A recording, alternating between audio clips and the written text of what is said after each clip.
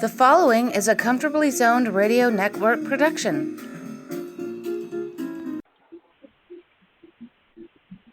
Thank you, Tally Olson. I am back. We are back. New York Mets in the zone. Got the whole crew with us. We're semi-healthy as usual, but we're all there in the brains. So I want to start out with Marty Rose going to explain why the Mets are so heavily favored tonight.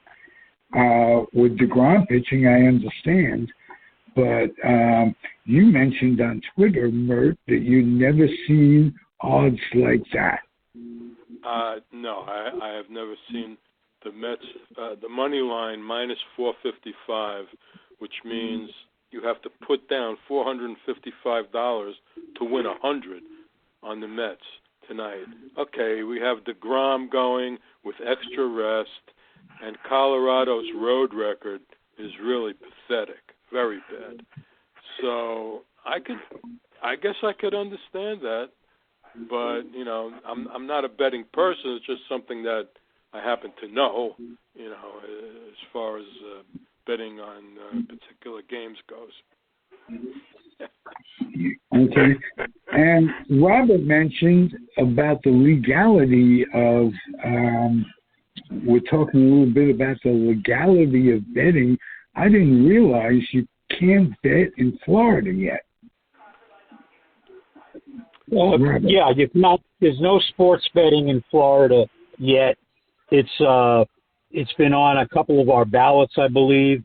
It usually gets voted down. Eventually it will come, I'm sure. But as of now in Florida, no. It just recently went into New York. It's in Pennsylvania. It's in New Jersey. I don't know about out by you in California. Not really, but close in Nevada. It's close, and there's a certain irony there that Nevada's going to have a big league ball club, and the betting notwithstanding, that really, if they'd have said that to me 10 years ago, I would not have believed it. So sports betting has become mainstream, and there are ways, I'm sure, not knowing, but there are ways, no matter what state you live in, I'm sure the internet can provide you with certain sites that accept wagering. Yeah, there's offshore betting. Okay. They were trying to get the football betting passed before last season, and it had something to do with the Seminole Indians, because the Seminole Indians here in Florida handle a lot of the gambling in their casinos that are legal, and they had something to do with the sports betting, and I guess for some reason it just never went through, and I haven't heard anything about it since then, about like a year ago, so I don't know what's going on. Okay. Bernie, anything to add? Not really. I mean, years ago, you know, I probably would have had some interest in that, but I really don't anymore. So I what the guys were just talking about, I do remember something about the Seminoles being involved in that somehow, but it's been a few years already. So I don't know what the holdup is, but they did have something to do with that. I think they're calling themselves the Seminole Guardians. I don't know where they come from. I don't know. I think you're a little mixed up, Ralph. As usual, let me tell you. We never talked about this. what was your opinion when the Indians changed their name, Marty? Well, they did it under pressure, I guess. I don't know why they had to change the name. I thought the biggest, logo, right? Yeah, the logo, was the thing that people were upset about because it was kind of stupid looking, I didn't think there was anything wrong with the name Indians. I mean, the Braves are still the Braves, with the tomahawk on the shirt and the whole thing. But, yeah, they haven't had any pressure for some reason. You'd think they would. Yeah, you'd think that. But in any case, if they wanted to call them the Guardians, they only had to change a couple of letters actually on the big scoreboard. Maybe that's Guardians, saved a few bucks. Yeah, maybe so. I don't like the name, but I don't like the Commanders either. But you had to get rid of the Redskins. I mean, yeah, that was bad. That was bad, and the logo for the Indians was bad. But I could see why, the name had to go to. You might as well do the right thing. If it offends anybody, get rid of it. Yeah. Well, St. John's had to change their name. They used to be the Redmen, right? Yeah. And they changed to the Red Storm. Right. Oh, right. Yes, St. John's. I remember that. A lot of colleges changed. Well, I find the entire Jet organization offensive. So, should we just get rid of the team?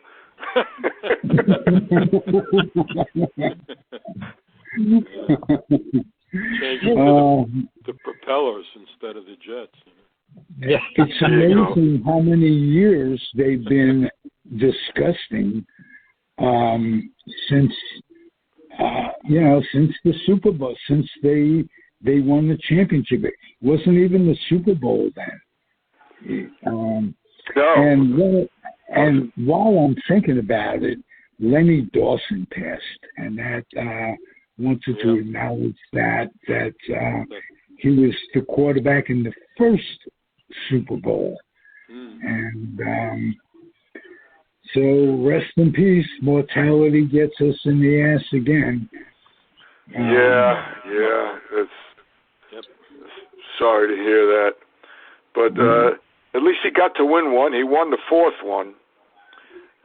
He lost the first one, but he was in it. Yep.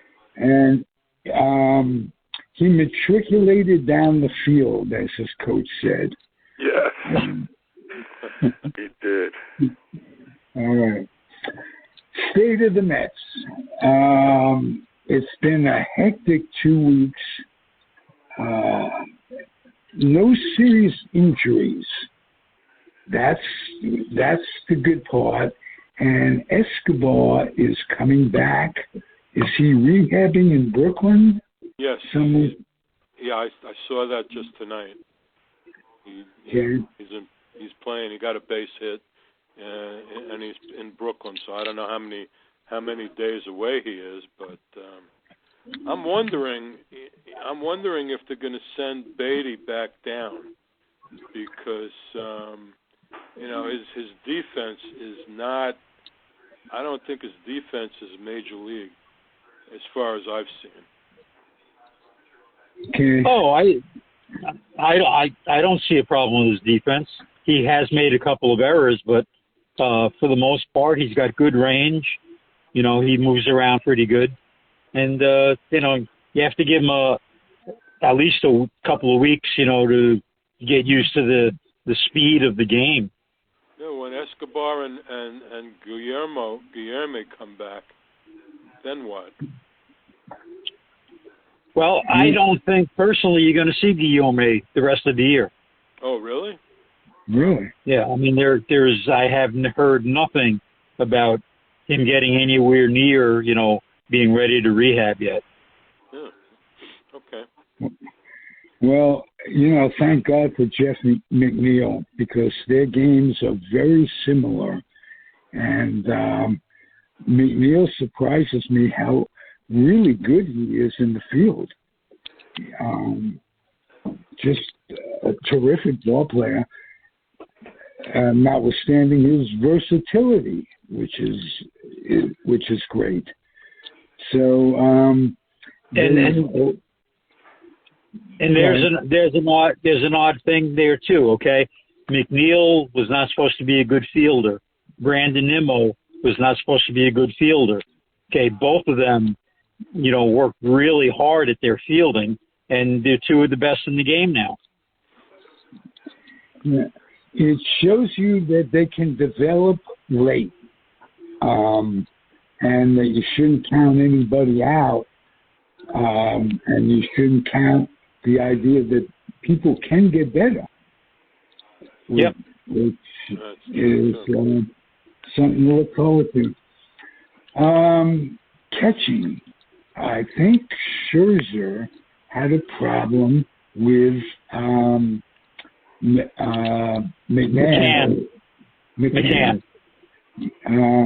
What was that about, Robert? It had to do with, I think, one pitch, and McCann moved late and caused Scherzer to change where his sight line was, and for some odd reason, after the game, he made a big deal about it, and that's very unusual. Right. For any pitcher, let alone Scherzer, who's reputed to be a leader. That surprised me. Yep. Maybe he just had a bad day. That's something to think about. Brings me to I don't know about. I think he's getting a little edgy in his old age. I don't know exactly what it is, but he seems to get a little upset over certain things the last year or two. No? Well, he's a very intense guy, and then you figure, the Mets are being challenged by the Braves. They're in Yankee Stadium. They're playing against the Yankees. He's trying to be the stopper, and give them the big win. So I sort of understand it in one sense, but I don't understand him calling out his catcher in public. Right. Do it in private. Close the door and, say what you want to say. So I found that unusual. Yeah. Absolutely. I wonder about the catching. What do you think? You think they could trade McMahon after the season, because Nito has really picked it up. He is looking very good, and their number one prospect he's the number one prospect in all of baseball, I think. Alvarez. Second or third in all, certainly first on the Mets, and so, which is saying something at this point, because they've got talent. 2 or 3 guys, Alvarez, Mauricio, the shortstop, is still hanging around. Yeah, he's still in Binghamton. But some of these guys are going to be traded, because they definitely are not going to need a shortstop for several more years. 10 years to be exact. Yeah, right. I guess a lot of these guys will be traded. Well, if they've got the number one catching prospect, then they should definitely be thinking about him for next year. What I'm looking at, I don't know how they are defensively. You guys watch them a lot more than I do, but they don't hit much. They picked a catcher in the first round this year. Yeah, He's their third-rated prospect already. Yep, guy from Georgia Tech. Yeah, he's not going to be, in the majors for a few years, but another guy that could possibly be traded. So. Yeah. Well, we didn't expect Batty to be in the major leagues this year, especially. No. And he pushed the envelope. Did they move him too fast? Did they move him up too fast? I don't know, but I love that swing. Keith Hernandez does too. Yeah. Well, we'll see what he does the rest of the way. It's going to depend on where he is for the postseason. It also depends on whether, Escobar comes back and how he's doing. But, he came in with a bang, that's for sure. Yeah, once Escobar comes back, that'll kind of tell us the story, whether or not Beatty have to be sent back or not. If he puts Escobar into third base right away, then Beatty will go down. But if he uses Escobar, Escobar was known as a second baseman. Escobar's played shortstop. They needed a third baseman this year, so he's played third. So he can sort of fill that Guillorme role until Guillorme comes back. So we'll have to see. All right, he's out too. All right, so that makes a big difference. Yeah, and Robert, you mentioned he may not be back all year. Just every time I've heard, the timeline gets pushed back another week. Originally I think it was 2 to 3 weeks, and it was 3 to 4 weeks. So, don't forget it's a groin, and, he's a middle infielder for the most part. So you have to see, because he actually injured himself a day or two before he actually really hurt himself. So we'll have to see. Hey, nowadays a guy pulls a groin and you wonder if it's his own.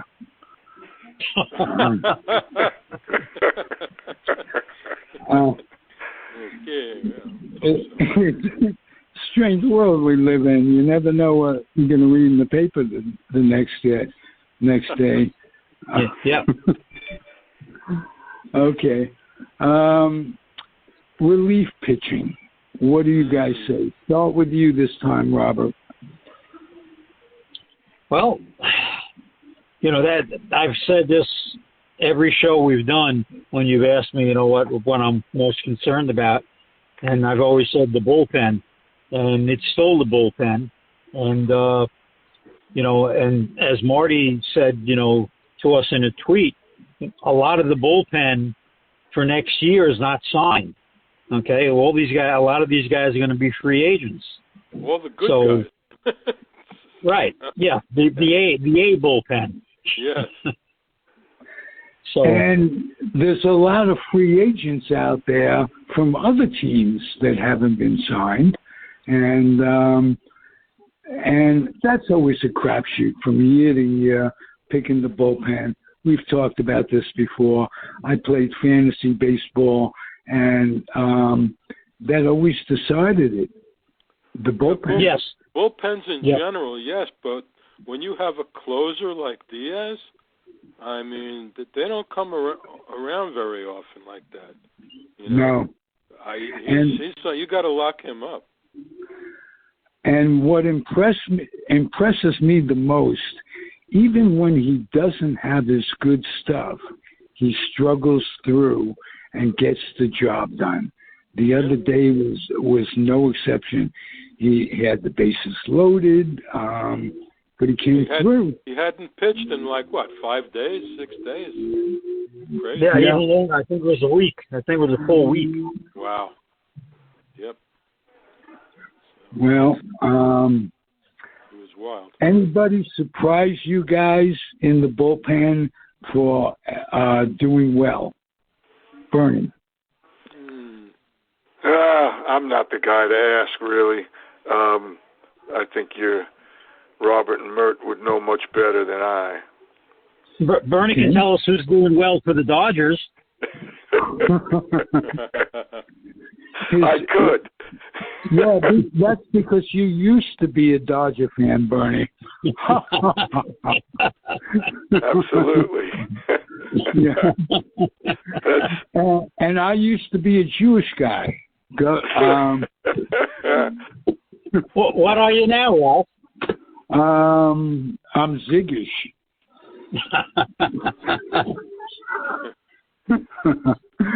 But deep down, I'm the same old cynical son of a bitch that I always was. Nothing changes. There you go. It's God's will. Funny. Well, anyway. So what about the guys? What about the guys for, let's say, the 6th, 7th, and 8th? Where are you with these guys? Well, starters. 6, no. 7, innings. They're coming out of the pen. Lugo, Ottavino, and May are the 3 other guys.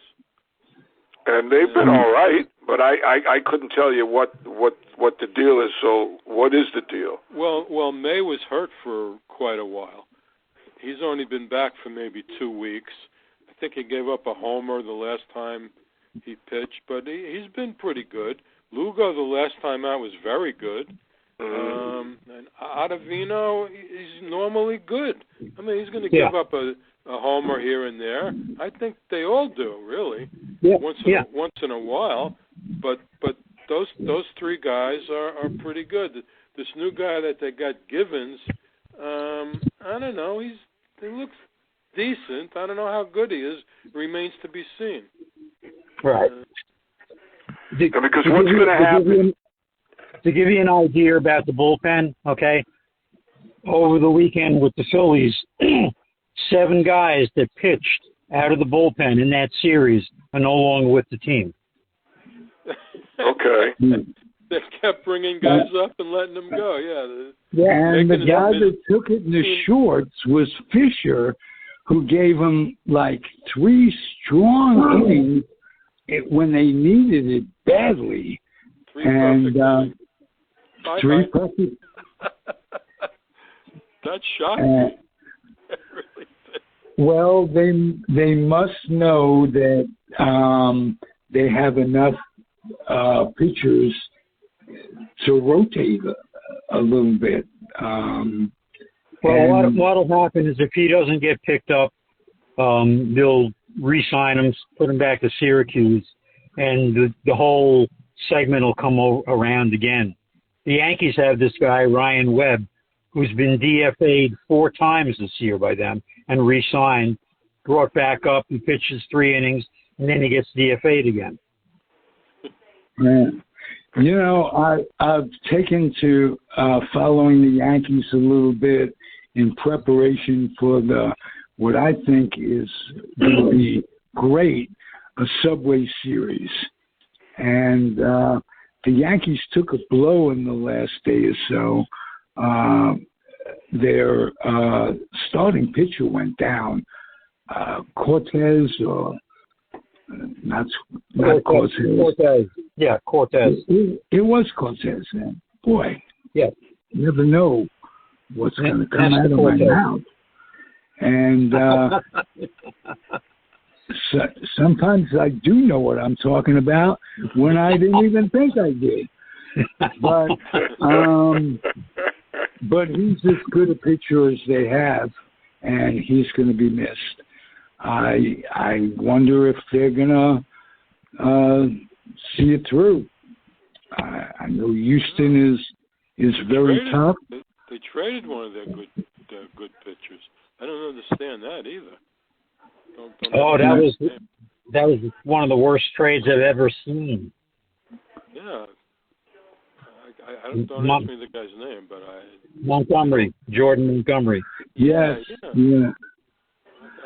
That was shocking, really. And they traded him for a guy, Harrison Bader, who was hurt and may not even play for the rest of the year. Why would you do something like that? God. And right now, Montgomery is tearing it up with the Cardinals. He pitched a complete game, 1-hitter on Sunday. Wow. Jeez, I didn't even notice that. And he shut out the Yankees the first time he pitched for them, which was interesting. I don't know if he went the whole way, but he pitched great. No, No, he only pitched 6 innings that game, but Right. he's been phenomenal. And of course, your good buddy Joey Gallo is, playing well for the Yankees, for the Dodgers. He's unbelievable. He still gets his strikeouts, but he's actually got an OPS over 1,000 with the Dodgers. He's had 3 or 4 home runs, and he's hitting. He might even be hitting 300 with them. Crazy as bad as he was. I think he has more hits with the Dodgers than he had all the rest of the season with the Yankees. That's funny. That's pretty funny. It's amazing that some guys just can't play in New York. The Ed Whitsons come to mind. There's a certain amount of pressure in New York. We've talked about this before. You are in the spotlight 24/7. There's nothing that gets by a New York fan. That's true. Well, Ed Whitson, that definitely. I remember that. That was really uncanny. Yeah. Broke Billy Martin's arm, as a matter of fact. And a nice guy like Billy Martin, go figure. Yeah, never walked away from a fight he couldn't resist, In his life. He was quite a character. We've talked about him with Peter Golenbach on this, and Billy Martin Jr. We had him on the network. Well, he was a good manager. Damn straight. Everywhere he went, he did well. He was a good player. He was a good player for the Yankees too. Sure he was. The fans loved him in New York. Hey, he was absolutely clutch in the World Series. And part of it was he had a friendly rivalry with Jackie Robinson, and they both had the same agent or representation of one sort or another. And if you check it out, he outplayed Jackie Robinson in the World Series year after year, especially the year he made that incredible, I think it was 53, when a pop-up got lost and he came busting in from second base and made that catch, and it was very clutch. So, ironically, it was off of Jackie Robinson. Jackie Robinson was the one that hit it. Whoa. Here made me think about a little trivia when Mantle stuck his leg in the drain pipe in the 51 World Series. He was called off by DiMaggio. Right. It was Willie Mays who hit that pop-up. So, amazing how baseball is. The coincidences and what have you. And that we could still bring up names like that is very heartening, that we have our memories. And great names, and they were all in New York. It was right. 3 teams within a subway ride away. It was our birthright to have a World Series in New York growing up. So whatever you say about growing up in New York, we had that. And when the Dodgers and Giants left, it really broke the spirit of the city. It took them a long time to recover from that, if they ever did. There will never be a rivalry. You could talk about the Yankees and the Red Sox, never be a rivalry like the Dodgers and the Yankees and the Giants. That was incredible. And And next year you get to play them all. Yes. And I talked about this earlier in the week. We were talking about the idea of playing a balanced schedule. And I don't think Marty likes that. He would prefer playing more games in the division. Well, right?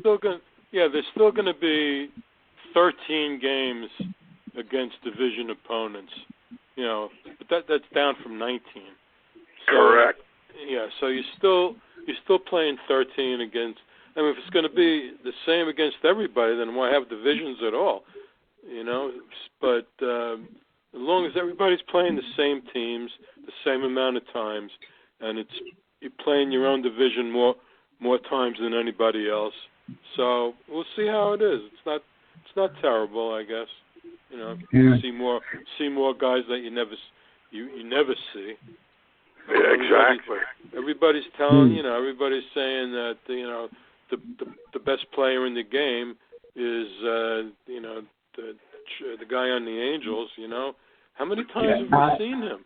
How many times? I could count on one hand how many times I've ever seen this guy play. How am I supposed to say he's the best player in baseball if I never see him? Yeah. Right. A lot of it is reputation with stuff like that. But he, like Pujols, just put together a terrific career. He's finishing it off hot. Yeah, he is. Unbelievable. He might make it to 700. He only needs 8 more. Yeah. And he's hot. So that's interesting. And he may come back next year after all. He said no. No. Oh, But really? did he say no? All right. Yeah, he said no just the other day. Now, that could change, but they asked him that. Did he say no mas? No. Did he say no mas? No, that was Roberto Duran. Oh, all right. Here's the thing. Talking about, we were messaging each other the other day, all of us, about the Mets' schedule in September looked pretty easy. As a matter of fact, it's the easiest, right, Mert? Is that what you said? Yeah. And so I just started looking at the schedules and looking at the teams. I mean, the Dodgers' record is incredible. And the Mets' record's incredible. And I started looking at the whole season. Everybody sucks. I mean, there's 3-4 good teams in each league, maybe. Yeah. Right. Yeah, you're right. And that's it. I mean, so maybe it's good that you play everybody. Maybe you play a couple of better teams. I mean, I don't know. I mean, the Padres were supposed to be good, so we'll see. But they're choking again. The Dodgers have won something like 18 or 20 against them the last year and a half or something. But they got 9 games next month, so maybe we'll see. But, I mean, they got the Rockies and the Diamondbacks, and the Giants are no good this year. The Dodgers won something like 9 in a row against them this year. I mean, there's no competition. Am I wrong? But No, you're right. down the Because stretch, you play a team that's second division with nothing to lose in that particular game. And it's amazing how over the years we've been surprised by teams that ended up being spoilers. And that's why I would take that bet against DeGrom with Colorado tonight. And I'll tell you why. Steve Cutler, I got a message from him today from the old neighborhood, Oob, and he's a Colorado fan, and he said something interesting. He says that he saw the odds too and was reflecting about that, and he says, thank God Colorado only has to face him for 5 innings. So That's what. Right, I saw that. Yeah, that's why I'm not count. I would take that bet, but then again, right now it's 3-0 Mets in the 5th inning. DeGrom is I'm perfect. not taking that bet at all. Damn it! Who said that? There you go. Well, and I'm not trying to say perfect. DeGrom was perfect through 4. Gave up 2 hits in the 5th. Right. But here's the thing. I mean, the Dodgers, they did beat up Alcantara the other day, his worst beating of the year. They beat up Corbin Burns right after that, his worst beating of the year. And they're 2 of the best pitchers in the National League. So it's not that they can't beat good pitching and good teams. But it just made me look around it, and the Mets too. I mean, all these games against Washington and the Marlins. It's just a lot of wins. So, but I still think it could come down to L.A. and the Mets and LCS. The Braves are going to have something to say with that. That's the problem. And so is Houston. You can't count them out. No, I'm thinking, like what happened a couple of years ago, except they cheated. I'm thinking Dodgers Astros again. It just came to me today that that the Astros could be the best team in the American League, and well, they could be. And the Dodgers so far are the best team in the National League based on the record. So this time there won't be any cheating if they play. Well, the Dodgers had the better team that year.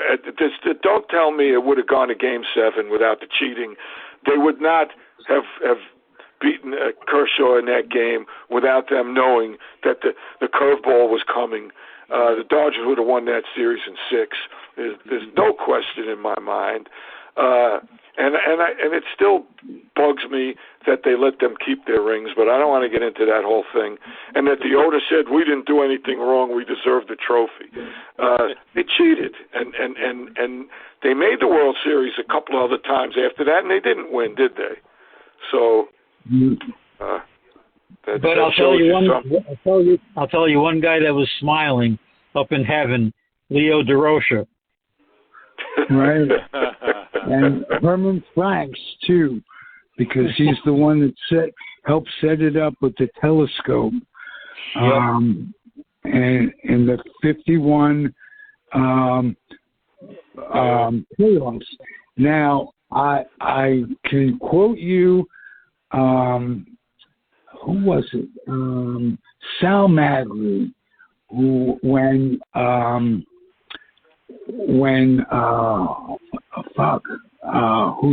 who threw the ball? Ralph Branca. When Ralph Branca was complaining that his curveball, his fastball was hit, and they knew what it was coming, Magri said, "Then why didn't you throw a curve, Dago?"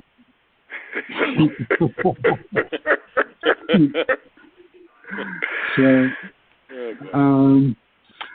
but there are there's nothing we can do about all that stuff now. But right, there are injustices, and if you were Bernie, if you were a little older, you would have bitched about that as much as you bitch about the Houston. Right. Well, scandal. I'm sure I would have, but with the 1951 World Series, I was only like 4 months old. Maybe 3 months. You were a cute baby, Bernie. I'll tell you.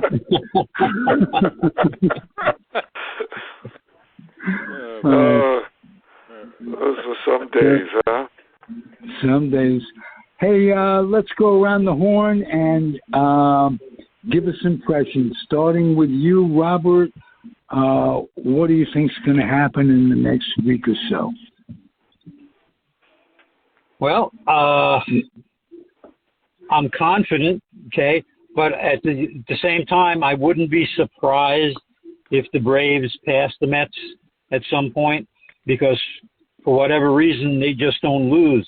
As good as the Mets are playing, the Braves have been playing better. So, but I have confidence that the Mets can hold on. I think that if they're still in first place come Labor Day, that somehow, some way, they'll finish in first. Okay. Bernie. I think the Mets can hang on. Even if they lose 2 out of 3 to the Dodgers, or win 2 out of 3, assuming nobody's going to sweep there next week. After that, it's just easy pickings until they don't play the Braves till the last week of the season. I think they can hang on. The Braves have a couple of tough series coming up. It's not all. It's pretty easy for them too. And they just did take 2 out of 3 from Houston. So they're playing some good ball. But they've got it's a crapshoot, really. The Mets just have to keep doing what they're doing. They should be able to stay in front. Okay, Marty, take us out. Okay. Okay. So we got 4 with Colorado. You got to figure they win 3 of those. Even if they lose 2 out of 3 to the Dodgers, they got 3 with Washington, 3 with Pittsburgh, 3 with Miami, 3 with the Cubs, 4 with Pittsburgh, before they play Milwaukee for 3, which is like the 3rd week of September. So I think they hang right up there and increase the lead. God, 3 optimistic pundits: Marty Rose, Bernie Rose, Robert Cole, and me, Ralph Tyko, the weak link of it all. Terrific podcast, guys. So much enjoy sharing time with you. Well, it's our pleasure. Okay. Come back healthy next week, and we'll see who's right. Let's go Mets. How about that? There you go. All righty. Thanks for listening, everybody. Comfortably Zoned Radio Network, the Mets in the Zone. Thank you for listening, and thank you for being here, guys. Adios, and happy trails. All right. Adios.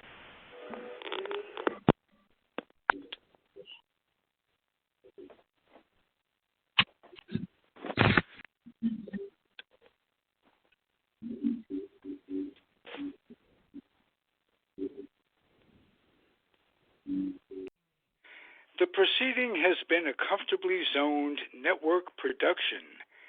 You are advised to keep your dreams wet, your humor dry, your children and grandchildren out of military recruiting offices and off the laps of clerics who wear dresses. Thank you for listening, everyone. Happy trails.